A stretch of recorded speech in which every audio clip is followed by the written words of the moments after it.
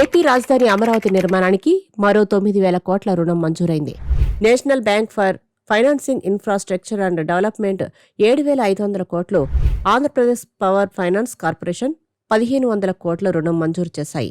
7,500 కోట్ల రుణం మంజూరుకు సంబంధించిన పత్రాలను NABFID deputy managing director Samuel Joseph, రుణాలు, ప్రాజెక్టు ఫైనాన్స్ విభాగం అధ్యక్షుడు కె దినేష్, సీఎం చంద్రబాబు, పురపాలక శాఖ మంత్రి పి నారాయణ సమక్షంలో సిఆర్డీఏ కమిషనర్ కె కన్నబాబుకు అందజేశారు. ఎన్ఏబిఎఫ్ఐడి సమకూర్చిన రుణాన్ని 20 ఏళ్లలో తిరిగి చెల్లించాల్సి ఉంటుంది. మొదటి 5 ఏళ్లు ఎలాంటి చెల్లింపులు చేయనక్కర్లేదు. ఆ తర్వాత నుంచి చెల్లింపులు మొదలుపెట్టి 15 ఏళ్లలో పూర్తిగా చెల్లించాలి. ఈ రుణానికి ప్రభుత్వం గ్యారంటీ ఇచ్చింది. ఏపీపీఎఫ్సీఎల్ సమకూర్చిన 1,500 కోట్ల రుణాన్ని 9.15% చొప్పున వార్షిక వడ్డీ చెల్లించాలి. 10 ఏళ్లలో రుణాన్ని పూర్తిగా తిరిగి చెల్లించాలి. రుణం మొత్తాన్ని 1.25 రెట్లు విలువైన స్థలాలను ఏపీపీఎఫ్సీఎల్ కు సిఆర్డీఏ తనఖా పెడుతుంది.